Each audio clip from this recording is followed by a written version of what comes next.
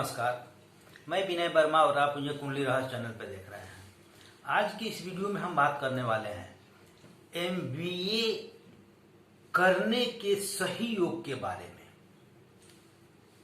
तो प्रिय जातकों, एमबीए करके बच्चे अपनी मंजिल को प्राप्त करना चाहते हैं, बिजनेस के क्षेत्र में उसके अच्छे ऊंचाई पे पहुंच के अच्छा लाभ उठाना चाहते हैं। बहुत अच्छा फील्ड है, पर बहुत ऐसे बच्चे ऐसे भी होते हैं, इच्छा रखते हैं पर हो नहीं पाता है, या फिर पैसे के बल पे एडमिशन हो जाता है लेकिन सही डिग्री नहीं मिलने के साथ, अच्छा नंबर नहीं आने के बाद वह आदमी अच्छे जॉब पे नहीं लग पाता है। तो इसका कारण होता है कि आपके कुंडली में वह कौन सा ग्रह आपको सपोर्ट कर रहा है, जिसके चलते आप बहुत अच्छे कॉलेज में अपना एडमिशन भी ले लेंगे और वहाँ से निकल के आप बहुत ऊंचाई तक जा सकते हैं, मैनेजर बन सकते हैं, बिजनेस के क्षेत्र में बहुत ऊंचाई तक जा सकते हैं। तो आइए मैं आपको उसका योग बतला रहा हूं, जिससे आप निश्चित रूप से समझ जाएंगे और उस फील्ड में कामयाबी लेकर आगे बढ़ेंगे। एक बार एडमिशन लेने से पहले जरूर अपनी कुंडली को देखिए, मैं जो बतला रहा हूं। तो ध्यान दीजिए, सबसे पहले कुंडली का लग्न देखा जाता है। लग्न यानी खुद जब लग्न सही हो, लग्न मजबूत हो, अर्थात जो राशि लग्न से बने, अर्थात अगर मेष राशि हो, मेष से मीन तक जो 12 राशियां होती है, उसमें कुछ कोई भी अगर राशि बैठता हो वह लग्न बन जाएगा। तो अगर आपका लग्न का स्वामी अपने उच्च राशि या स्वराशि के साथ केंद्र में बैठ जाए या त्रिकोण में बैठ जाए तो वह बलवान होता है। तो निश्चित रूप से जब लग्न मजबूत होगा तो आप में वह व्यक्तित्व पैदा करेगा जो आपके व्यक्तित्व से आपके कर्म को निखार कर ऊंचाई तक ले जाएगा। आपसे हर व्यक्ति प्रभावित हो जाएंगे। दूसरी चीज, धन भाव का भी बलवान होना, अर्थात दूसरे भाव को भी बलवान होना जरूरी है। अगर काल चक्र की कुंडली देखें तो दूसरे भाव में वृषभ राशि हो जाएगा। तो वृषभ राशि का स्वामी शुक्र होता है। शुक्र का सही भाव में बैठना, स्वराशि बैठना या उच्च होके बैठना, त्रिकोण में बैठना, तो शुक्र जनता पे अपना राज करने का योग पैदा करता है। और क्योंकि शुक्र धन देता है, समाज को आपके पास खींच के लाता है, समाज के ऊपर, समाज के दिलों के ऊपर आप राज करेंगे, वह शुक्र पैदा करता है। तो दूसरे भाव का स्वामी, दूसरे भाव का भी मजबूती जरूरी है। अब हम आते हैं तीसरे भाव पे। तीसरा भाव पराक्रम का भाव होता है, क्योंकि कम्युनिकेशन का भी भाव यही होता है। तो जब वह भाव अच्छा बनेगा, उस भाव से उस ग्रह का सपोर्ट अपने राशि, मित्र राशि या फिर स्वराशि में होके बैठेगा तो मजबूत होगा, वह फल आपको अच्छा देगा। आपके अंदर वो पराक्रम पैदा होगा, आपके पराक्रम के बल पे आप निश्चित रूप से इसमें सफल हो जाएंगे। दूसरा, पांचवा भाव विद्या का भाव होता है। विद्या भाव में यानी पांचवें भाव को भी मजबूत होना जरूरी है। पांचवा भाव में अगर बुध बैठता है या सूर्य के साथ बुध आदित्य योग लगा दे तो निश्चित रूप से आप विद्या के माध्यम से ऊंचाई को छूने वाले हैं। तो आपका पांचवा भाव भी मजबूत होना, बुध का बैठना अनिवार्य है, क्योंकि आपके अंदर पढ़ने की क्षमता होगी, टैलेंट होगा, तो भी आप आगे निकल पाएंगे।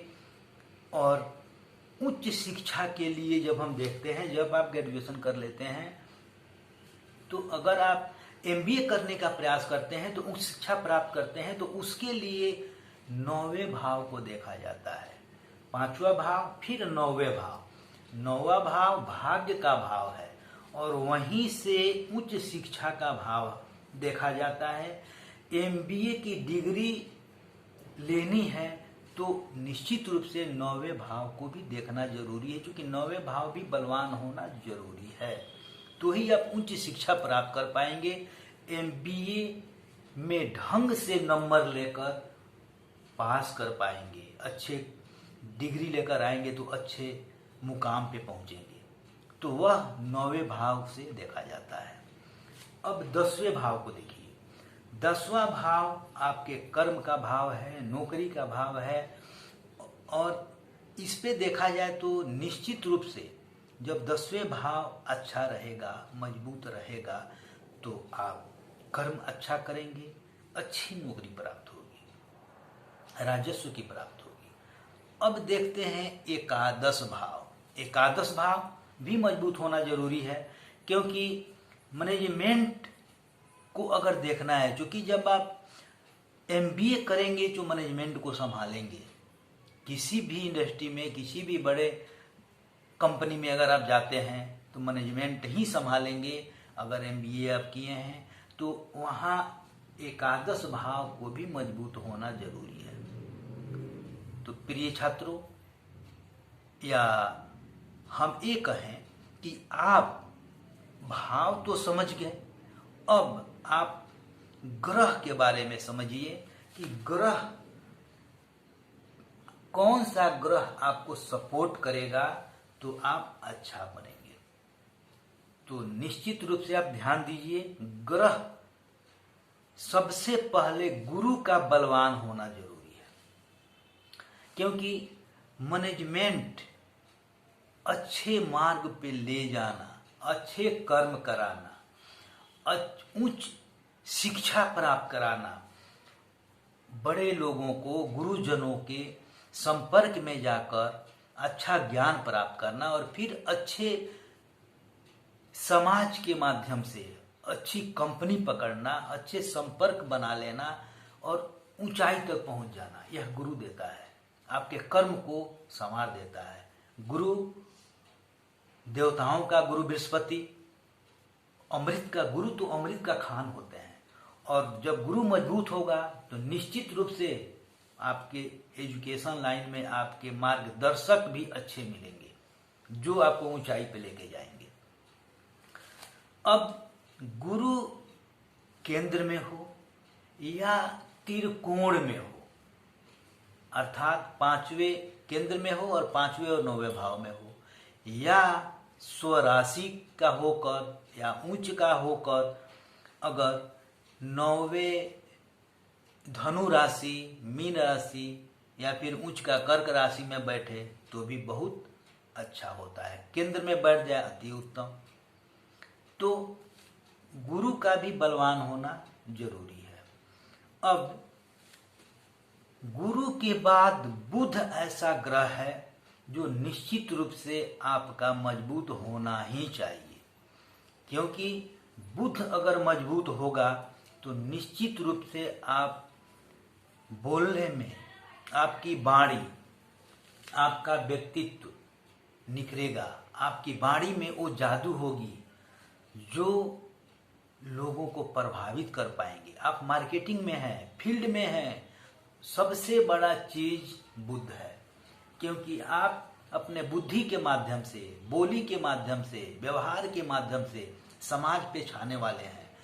तो समाज में जब आप छाएंगे, समाज जब आपका इज्जत करेगा, आपसे प्रभावित होगा, तो ही आप इस फील्ड की ऊंचाई को पकड़ पाएंगे। आपके जो सीनियर हैं वो आपसे प्रभावित होंगे, आपका प्रमोशन करेंगे। तो निश्चित रूप से बुध का बलवान होना जरूरी है। तो बुध एकादश भाव और पंचम भाव से संबंध बना ले। पंचम भाव विद्या का भाव है। एकादश भाव मैनेजमेंट का भाव है। तो वो निश्चित रूप से संबंध बनाना जरूरी है। केंद्र में हो, त्रिकोण में हो तो भी अच्छा होगा। अपनी राशि में, स्व राशि में या उच्च की राशि में, मिथुन राशि या कन्या राशि में हो तो बल देगा, निश्चित रूप से उसे लाभ होने वाला है। अब दूसरा, छठा, 10वां का भी संबंध आपस में सही होना चाहिए। दूसरा भाव, छठा भाव और 10वां भाव का भी अगर संबंध होता है तो भी लाभ होने वाला है। तीसरा भाव का संबंध समझ ही गए, होना जरूरी है। 7वां भाव भी मजबूत होना जरूरी है, क्योंकि जनता पे राज करने का वही भाव दिखाता है, क्योंकि वहीं से आप जनता पे छाने वाले हैं, तो वो जरूरी है। अब जरूरी यह निश्चित रूप से समझ जाइए कि आपके कुंडली में यह जरूरी है कि गुरु 10वें और 11वें भाव से संबंध बना ले, अर्थात बुध और गुरु किसी भी तरह मजबूत हो, खराब न हो, तो निश्चित रूप से आप MBA करके सक्सेस हो जाएंगे। नहीं तो बहुत ऐसे लोग हैं कि MBA का डिग्री तो ले लेते हैं और छोटे मोटे काम करते रहते हैं या फिर घर बैठ जाते हैं, उस हिसाब से उनकी तरक्की नहीं हो पाती है। तो इन ग्रहों और भावों को देखकर आप समझिए। अब मैं आपको एक चीज बताऊंगा, गुरु का सही कब होगा, खराब कब होगा। तो आप एक चीज देखिए कि गुरु, आपको मैं एक ऐसा सूत्र बतलाता हूं जो आप आसानी से समझ जाएंगे कि आपका गुरु खराब है या अच्छा है। यह लाल किताब कहता है, यह अध्ययन की चीज है। तो आप ध्यान दीजिए, मैं आपको बतलाता हूं कि गुरु दूसरे भाव, 5वें भाव, 9वें, 11वें और 12वें भाव में बुध, शुक्र, राहु न हो। गुरु अच्छा कब होगा, ध्यान दीजिए। दूसरे भाव, 5वें भाव, 9वें भाव, 11वें भाव और 12वें भाव में बुध, शुक्र, राहु न हो। 11वें भाव में अगर राहु होगा तो गुरु को समझिए खत्म ही कर देगा, उसका प्रभाव ही खत्म कर देगा, यानी खराब हो गया। अगला चीज, एक और नियम, अगर केतु, ध्यान दीजिए, अगर केतु 1 से लेकर 6 घर के अंदर हो, केतु, ध्यान दीजिए, केतु 1 से प्रथम भाव से लेकर 6ठे भाव के अंदर हो और गुरु 7वें भाव से 12वें भाव के अंदर हो, तो निश्चित रूप से समझ जाइए कि गुरु खराब है। अगला नियम ध्यान दीजिए, अगर गुरु 7वें और 12वें से हो और चाहे वो कर्क राशि का ही क्यों ना हो, उच्च में ही क्यों नहीं बैठा हो, तो भी खराब हो जाएगा, साथ नहीं देगा। यह कंडीशन ध्यान रखिएगा, क्योंकि फिर अगर चंद्रमा केतु या चंद्रमा राहु,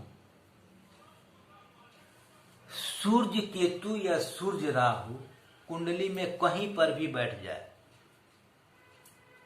युक्ति बना ले, तो समझ जाइए कि आपका गुरु खराब है। क्योंकि मन का कारक होता है चंद्रमा और सूर्य का कारक होता है आपका यश, आपका बल, आपका प्रतिभा, उसमें ग्रहण दोष लग जाता है। यहाँ ऐसे लगने पर मातृ दोष और पितृ दोष लगता है, तो उसका शांत करना जरूरी होता है। उस स्थिति में भी गुरु खराब हो जाता है। तो हालांकि ये देखते हैं कि अगर स्वराशि होकर इस तरह का योग बनावे ग्रहण का, तो ऐसे जातक अगर पढ़ाई करते हैं ना, तो गलत काम करके, घूसखोरी लेकर, गलत चीज से पैसा कमाकर उस फील्ड में भी अगर काम अगर मिल गया तो उसमें अटपटा काम करेंगे, जिसके चलते वो फंस जाएंगे। तो सारी कमाई उसमें चली जाएगी, तो गुरु खराब हो गया। इस पे ध्यान देना बहुत ही जरूरी है। अगर ऊपर का योग आप जितना हम बताएं आप समझ गए, तो अगर ये चीज नहीं हो तो मकर राशि यानी नीच राशि में भी गुरु बढ़ जाए तो भी शुभ होगा। जो मैं आपको नियम बतलाया, अगर वो चीज से आप बच गए तो मकर राशि का भी गुरु सही हो जाएगा, तो बिंदास होके आप अपना आगे निकल सकते हैं। ये मैं गुरु के लिए बतलाया। अब एक और ग्रह है जो आपको सपोर्ट देने वाला है, वह ग्रह है बुध। और बुध कब अच्छा होता है वो भी आप जान लीजिए, क्योंकि बुध बुद्धि है, और जिस जातक का बुद्धि काम करना अगर बंद हो जाए, सही काम नहीं करे, सही दिशा में इस्तेमाल नहीं करे, यानी बुध खराब हो जाए, तो आदमी सही दिशा में काम नहीं करता, उनकी पढ़ाई कमजोर हो जाती है, पढ़ाई में सही मन लगेगा ही नहीं, उनके वाणी में वो आवाज, वो दम नहीं रहेगा कि लोगों को अपनी तरफ खींच सके। तो बुध भी अधिक ध्यान देने की जरूरत है। तो बुध अच्छा कब होगा आप जान लीजिए, क्योंकि बुध का आपके कुंडली में अच्छा होना बहुत ही जरूरी है। शुक्र, ध्यान दीजिए, दूसरा चीज, क्योंकि बुध और गुरु ही ऐसा चीज है जो आपको एमबीए के क्षेत्र में आगे लेकर जाएगा। तो अब गुरु को मैं बताया, अब बुध समझिए। शुक्र बुध के आगे के घर में हो, ध्यान दीजिए, शुक्र बुध के आगे के घर में हो तथा बुध खुद शुक्र के पीछे हो। बात एक ही हुआ, क्योंकि शुक्र बुध के आगे के घर में हो, बुध के आगे शुक्र हो, कहने का मतलब है कि शुक्र बुध के आगे के घर में बैठा हो, अर्थात बुध खुद शुक्र के पीछे वाले घर में हो, तो निश्चित रूप से समझिए कि आपका बुध अच्छा है, निश्चित रूप से अच्छा है, कुछ सोचने का जरूरत नहीं है। लेकिन अगर बुध आगे है, अगर ध्यान दीजिए, अगर बुध आगे तो शुक्र समझ जाइए कि ऐसे जातक से भीख मंगवा देगा, वह जनता पे प्रभाव क्या डालेगा। तो इन तथ्यों को समझिए, यह लाल किताब का युक्ति है। तो निश्चित रूप से बुध और गुरु का बलवान होना हर हाल में जरूरी है, उस पे आप निश्चित रूप से ध्यान दें तो आप आगे जाएंगे। हाँ, इसके अलावा बुध का और गुरु का डिग्री भी जरूर देखना चाहिए, क्योंकि बाल्यावस्था न हो, शिशु अवस्था न हो, वृद्धावस्था न हो, क्योंकि जब डिग्री कम रहेगा, उस ग्रह में जब बल नहीं रहेगा, युवावस्था में नहीं रहेगा, तो कितना प्रभावशाली होगा, उस पर विचार करने की बात है। सेम वही कंडीशन बुध के साथ भी है, यानी डिग्री का मजबूत होना दोनों ग्रह के साथ जरूरी है। अब एक चीज और ध्यान दीजिए कि गुरु और बुध का महादशा और अंतरदशा चले तो निश्चित रूप से आप एमबीए अच्छे करेंगे भी, और इसके माध्यम से निश्चित रूप से आप अपने मंजिल को प्राप्त कर लेंगे, अच्छे ऊंचाई पे जाएंगे और इसका लाभ उठाएंगे। प्रिय जात को, आशा करता हूं कि मैं जो भी आपको समझाया आपको समझ में आ गया होगा।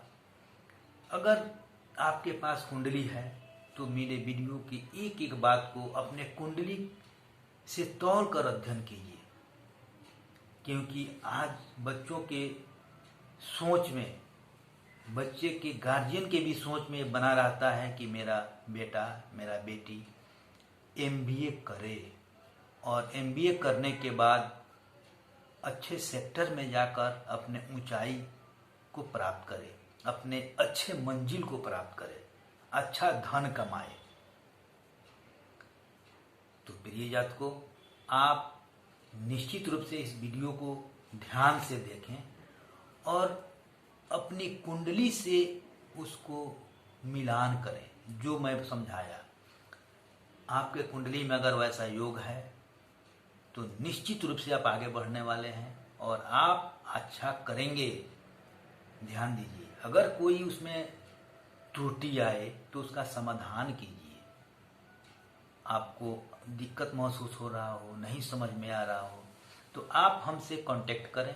मेरा व्हाट्सअप नंबर है, आप मेरी वीडियो पे देखिएगा तो मेरा व्हाट्सअप नंबर आएगा।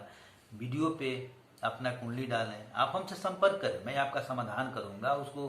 उसका गहन अध्ययन करके मैं आपके सामने उसका सही मार्गदर्शन करूंगा, आप उससे लाभ उठाएंगे। दोस्तों, आप मेरे वीडियो से बने रहें, वीडियो को शेयर करें ताकि अधिक से अधिक लोग इसका लाभ ले सकें, अपने उद्देश्य में कामयाब हो सकें। तो आप मेरे वीडियो को शेयर करें, चैनल को सब्सक्राइब करें। जय माता दी।